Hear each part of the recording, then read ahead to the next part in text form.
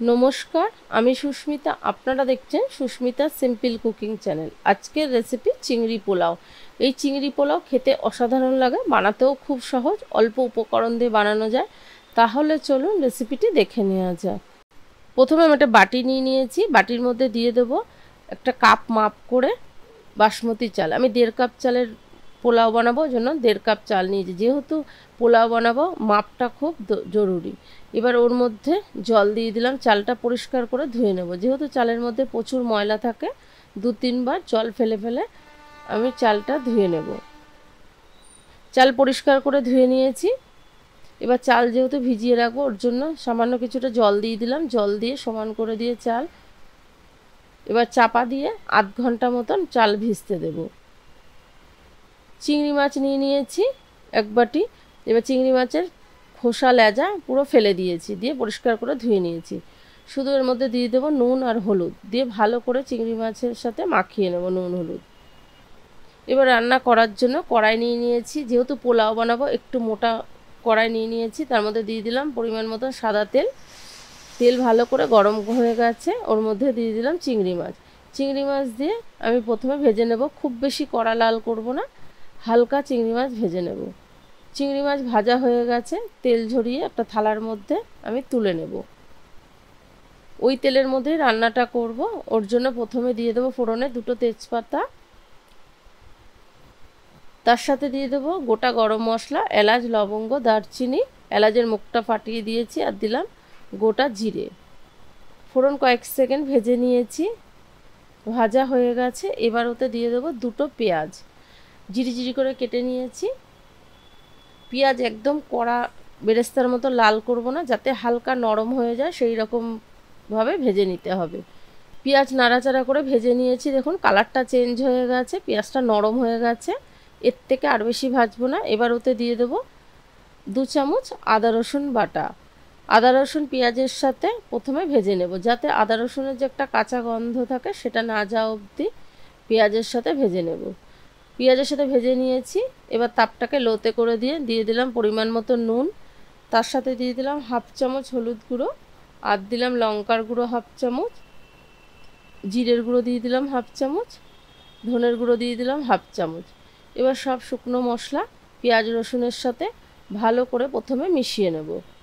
মেশানো হয়ে গেছে। এবার ওতে দিয়ে দেব আমি টমেটো বাটা।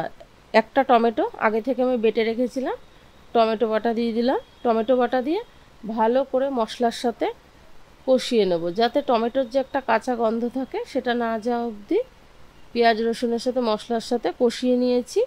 এবার ওতে দিয়ে দিলাম 2 চামচ টক দই। টক দই আগে থেকে আমি ফ্রিজ থেকে বার করে রেখেছিলাম। টক দইয়ের সাথে মশলার সাথে প্রথমে ভালো করে মিশিয়ে নেব। তাপটাকে এই টাইমে একদম লোতে করে দিতে হবে, নাহলে গরম অবস্থায় টক দই দিলে অনেক সময় ছানা কেটে যায়। টক দইয়ের সাথে মশলার সাথে ভালো করে মিশিয়ে নিয়েছি।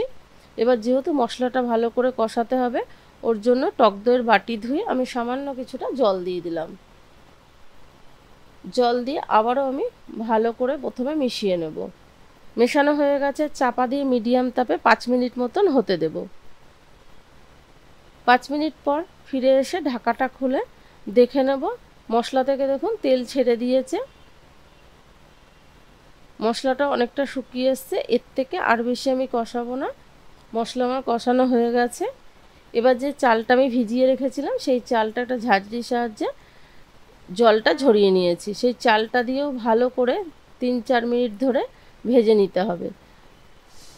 পোলাওয়ের চাল ভালো করে ভেজে নিলে পোলাও একদম ঝরঝরে হয়। চাল দেখুন ভাজা হয়ে গেলে বোঝাই যাবে, কড়াইয়ের গা থেকে ছেড়ে ছেড়ে আসবে, আর চালটা শুকনো ভাব চলে আসবে, ভেজা ভেজা ভাবটা আর থাকবে না। এবার যে চিংড়ি মাছটা ভেজে রেখেছিলাম, সেই চিংড়ি মাছটা দিয়ে দিলাম। চিংড়ি মাছ দিয়েও চালের সাথে ভালো করে নাড়াচাড়া করে মিশিয়ে নেব। ভালো করে মেশানো হয়ে গেছে। এবার ওতে জল দিয়ে দেব। যেহেতু আমি 1.5 কাপ বাসমতি চাল দিয়েছিলাম, সেখানে ডবল দিতে হয়, কিন্তু ডবল দেব না। যেহেতু চালটা ভালো করে ভেজে নিয়েছি, আধ ঘন্টা ভেজানো ছিল, ওর জন্য 2.5 কাপ মতন আমি জল দিয়ে দিলাম। যেহেতু 1.5 কাপ চাল 3 কাপ দিতে হয়, 2.5 কাপ মতন আমি জল দিয়ে দিলাম। জল দিয়ে ভালো করে প্রথমে মিশিয়ে নেব। ভালো করে মিশিয়ে নিয়েছি। এবার ওতে দিয়ে দিলাম নুন, যেহেতু জল দিয়েছি, চালটা দিয়েছি, নুন দিয়ে দিলাম। তার সাথে দিয়ে দেব চেরা কাঁচা লঙ্কা, 4টে মতন আমি কাঁচা লঙ্কা দিয়ে দিলাম। নুনের সাথে কাঁচা লঙ্কার সাথে ভালো করে খুন্তি দিয়ে নাড়াচাড়া করে দেব। দিয়ে চাপা দিয়ে আমি 7-8 মিনিট মতন মিডিয়াম তাপে হতে দেব। 8 মিনিট পর ফিরে এসে ঢাকাটা খুলে দেখে নেব।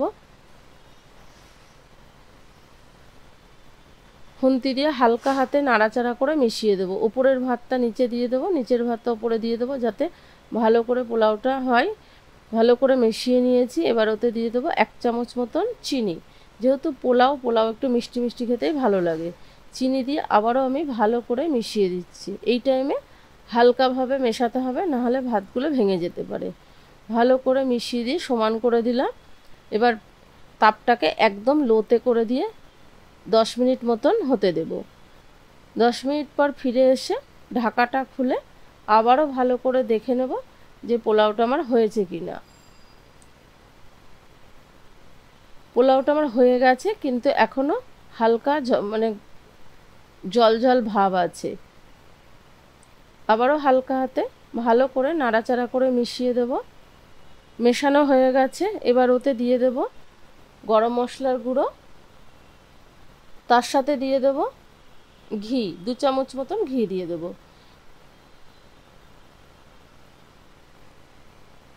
ঘি দিয়ে আবারও আমি ভালো করে নাড়াচাড়া করে মিশিয়ে দেব, যাতে ঘিটা আর গরম মশলা ভাতের সাথে ভালো করে ধরে নেয়।